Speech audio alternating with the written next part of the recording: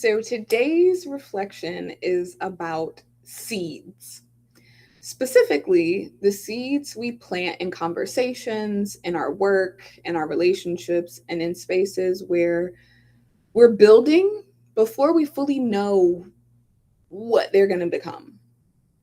I'm noticing how often I've wanted proof that the seed was going to grow before I gave myself permission to plant it. And today I'm seeing that maybe the permission slip is not to control the harvest. Maybe it's to simply plant the seed cleanly, lovingly, and let it do what it came to do. So, to help me guide this reflection, I came up with a few questions, five. I don't know if I'm going to get through all five, but a few questions to answer live. The first question is, where have I been afraid to give because I wasn't sure people would choose me after receiving the gift? Where have I been afraid to give because I wasn't sure people would choose me after receiving the gift? And as I say it out loud again, what's being brought to my mind is a lot of childhood stuff, especially around helping people that I looked up to, that I believed in. I believed in my mom's dreams. I believed in my mom's hopes. And I was with her emotionally when those things didn't go as planned, as predicted. And I'm sure, as when that happens in my life and Taylor gives me insight, whereas in those moments, I look to Taylor not as my child, but as this beautiful soul who I've poured wisdom and insight into. And she is now, not just because she's a 5-line mirror, but she's now reflecting back to me the truth of the values and the mindsets and the beliefs that I've instilled in her. And that she soul chose. Like, she's got empathy as a gift of her own. And so to in those moments where I am not feeling my greatest, I'm beating myself up about something, and she asks me what's wrong, and I actually am honest with her, and she gives me insight, and I'm like, wow, actually, you're right. You're kind of smart. Like, you're wise a little bit. Like, you got your 8-year-old moments, but like that was on the nose. And it allows me to thank her with appreciation. It allows me to just,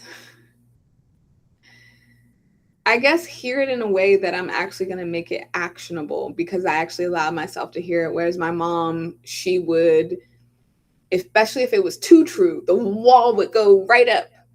And it's, I'm the adult, you're the child. Like, don't talk to me like that, even though, you know. And so, where have I been afraid to give because I wasn't sure people would choose me after receiving the gift? Well, in those moments, I can see where I developed a story around being afraid to tell the truth because, one, it would be too true and it would bite me in the butt, and then they'll go and try and get the truth from someone else. I'm sure that happened in relationships with my mom. I don't have like the evidence of her like telling me that, but something about that feels true in my body, that, you know, if I was allowed to give an insight or notice a pattern in my mom, I would say something, and then she would go, and with her girlfriend, they might say something different, but she would hear it from them and not from me.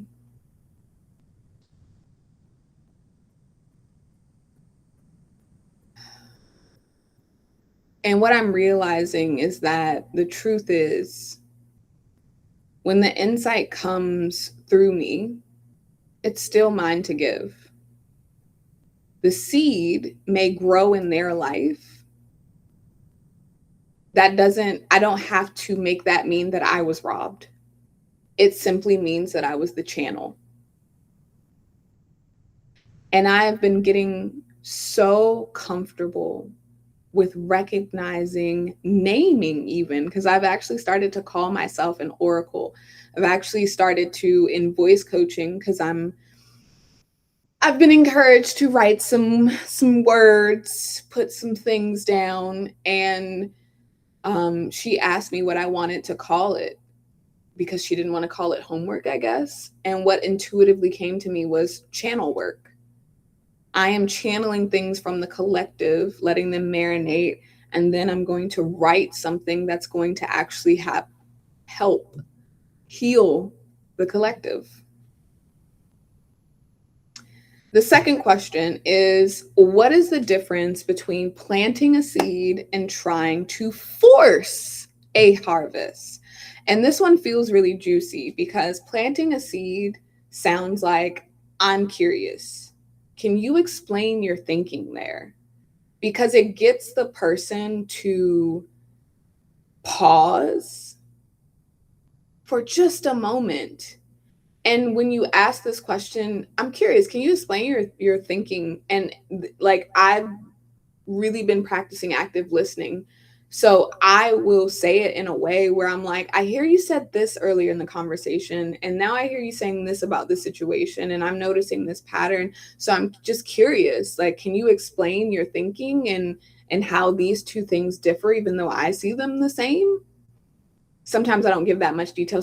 But that's like the idea of the question that I'm asking. And that's planting a seed. One of my favorite things to do is to create awareness in people, awareness of patterns that they don't even realize they're in because it's conditioned so deeply because of a friend, a family, society, like ingraining it in them. Forcing a harvest, I've learned through this exploration, sounds like, let me get you to understand this right now so you can change in a way that I can see. So let me explain why this is a pattern for you. Let me explain how this is linked to your generational trauma. And let me explain these things so that now you can change in a way that I can see, because now I've told you these things and you can take action on them. And I feel like that is becoming clear on the difference between clean coaching, which is all about asking the right questions, diagnosing and looking in the right areas, versus over giving because I might not value my insights because I literally childhood wounding. I just told a story of what I think may have played out in my childhood. And there could be a bunch of other stories that have solidified into my being that now have me thinking that I have to overgive. I have to say more words because if I don't, then I won't be seen. I'm free from that.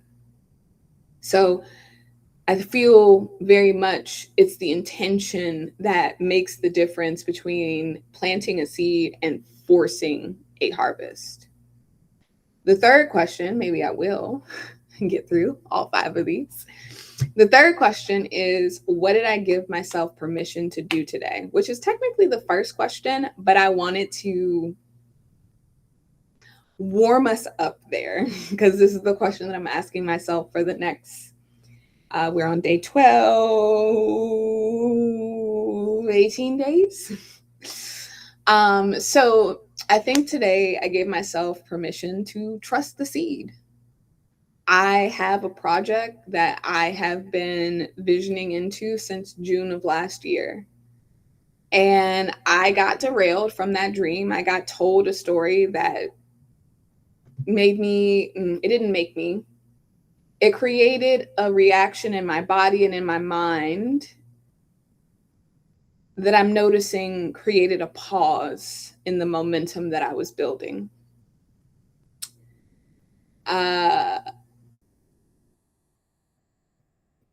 There were also other areas that I'll just quickly go through that support this trusting the seed. So I dressed like the version of me who already knows that I belong in the room. I paid for a dance clip for something that really meant a lot to me and had meant a lot to me since I was even made aware that it was in existence in December, followed up on it in February, and now I'm closing the loop in May. I did not trauma bond with someone on a discovery call. I didn't overgive just to prove that I knew exactly where they were coming from. I was able to stay high level and get them to come up to high level. Like, to see in chat it say that I chunked up and got them to see the vision, like literally using the language of the neuro-linguistic programming certification that I just went through. Like, I chunked up. What? Are you kidding me? I, throughout so many different points today, gave insight, and I let it land without needing to heal everything in one conversation. It very much feels like I gave myself permission to step into the power that I learned is in my soul contract, that dragon energy. It allowed me to have the permission to step into that without being responsible for everyone's transformation, right? The fourth question is, because I've been getting this feedback a lot around condensing, not overgiving. And so the question number 4 is, what does cleaner medicine actually mean for me right now? Because maybe cleaner medicine means I don't have to say everything I see, especially with how observant I am, because I see a lot. I was just talking with Dre. We were going on a walk, I don't know, this was about a week ago. And I noticed that I am rare in the sense, and if this is you also, please let me know in the comments. Send me a message. Let me know that I'm not alone. But I feel very much a strong inclination that because I choose to live my life with such awareness and such like leaning into observation and all of these things, taking in the wonder of the world, like noticing things, like on 2 different occasions, I, in walking, have noticed a worm crossing the street. It was a worm. First was a worm. It was an actual worm. It was a small worm. Another one was a caterpillar. So I consider those kind of like worms. So that's why I said 2. Ooh, balloons. But there was also a third instance where I noticed a roly-poly, which is significantly smaller than a worm, crossing the street as I was walking. Like, I'm mid-step, I'm taking in my surroundings, and I see that oh snap, there's a worm. And actually taking a moment to watch it cross the street and just be with it. So I don't have to say everything I see because I see a lot. I've trained myself to be very aware. I can ask the question and I can let silence do some of the work, especially now that I am healing that part in myself where silence has meant rejection, and understanding that silence can also mean processing, right? Silence is okay. And that's something that I have really come into my own inner standing with. Understanding my energy and my open throat and how it works and how we're made for silence. We're made to speak the voice of the collective. I can trust that one good reframe may be more useful than 10 brilliant ones. I love, like I said, I love getting people awareness. I also love getting them to change their mindset. Like, once they notice they're stuck in a pattern and they want to change it, giving them perspective shifts, different questions to help them reframe is amazing. But I can do that with one reframe versus 10 of them and having them integrate all of that. I can let people meet their own readiness. Yesterday I talked about readiness, and today that trend, pardon me, that trend continues to go. This feels like very much the next layer of mastery, this cleaner medicine piece. We are literally living in a world of oversaturation, especially of information, especially around breaking generational cycles. And we got people knowing about big sister wounds and elder. There's so much information. What we need now is breathing room to let this cleaner medicine really land. And the last question is, what or where did I align with my best self today? That was the intention that I set this morning. And from the outfit, satin shirt, velvet pants, butterfly heels, allowing myself to notice the story I was telling myself, and around like trying to make myself wrong, because I took a nap today. I'm starting to shift from ovulation into luteal phase, and coupled with the fact that in Maryland it's been 100 degrees and the heat just takes it out of you. Like, not that I need to over explain that I took a nap at all. I took a nap earlier today, and then I had thought about setting my alarm for 3 o'clock, but instead I just used another one, changed it from 2:15 to 3:15, and I was like, I'll be fine. Somewhere in me grounded knowing I was going to be fine, because even if I was late, quote unquote, it would be late in divine timing, because I'm always working with and in conjunction with divine timing. So noticing the story that my brain was trying to tell me to create stress in my body around making it on time, and it did succeed. I did notice on Aura around 3:15, it peaked a little bit. But I did the work that allowed me to drop into restorative, relaxed energy, which felt really good. We had a wasabi feast today that was just, and even just seeing how often Dre and I's thinking is starting to align now that we've let go of all of this other stuff that we thought that mattered, that we thought just embarking on this experiment, this Love Container 2.0 experiment, which I'm sure I will talk more about that as we continue on it and this 30 days of permission wraps up. The discovery call aligned with my best self, not trauma bonding. I find so often that because there's so much information, when we find someone who can speak the language of their experience in a way that lets us know that, wow, they sounds awfully like they were in my shoes. Like, and that is a way to create connection, but when you already have good rapport, it's not necessary all the time. I'm learning, at least not with potential clients. And so that discovery call and being able to stay in the coach's hat, being able to notice, because I'm not trauma bonding, I'm not there with you, I am there holding space for you as you go through it. I'm able to notice and bring you back up.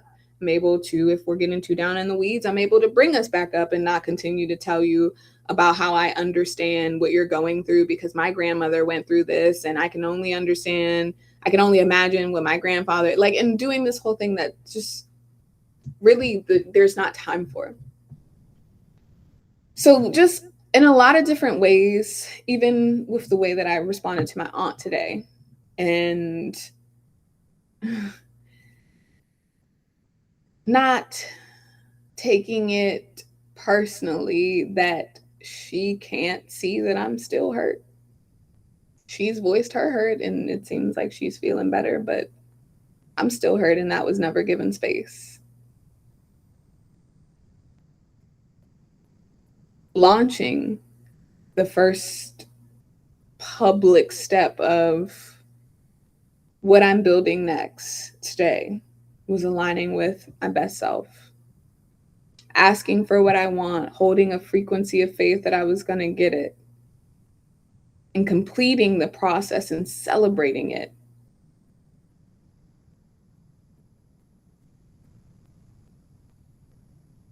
To have this realization of my best self is not just the version of me who is polished, though I am, productive, and perfectly boundaried. When I started to embark upon this year of personal freedom, or this year, and choosing personal freedom as my word of the year, it's a better way to say that. I noticed stories around boundaries and wanting to hold myself to these really high standards around boundaries to the point of perfection. Sometimes my best self is the woman who lets herself look good, eat well, love deeply, and ask better questions. And plant the seed anyway, right? Letting go of that scarcity mindset. Mm-hmm. Mm-hmm. Mm-hmm. That feels good. And maybe that's the permission slip for today. I do not have to, hmm, I do not have to withhold the seed just because I may not be the one who watches it grow. I don't have to over explain it either. I can plant it with care. I can trust the soil and keep becoming the woman who knows that generosity and discernment can coexist. I'm actively learning that right now. And so I think today is going to be called permission to plant the seed without owning the harvest. That feels what is most alive. I thank you for your attention, energy, presence here with me. And I'm looking forward to being with you tomorrow. Until then.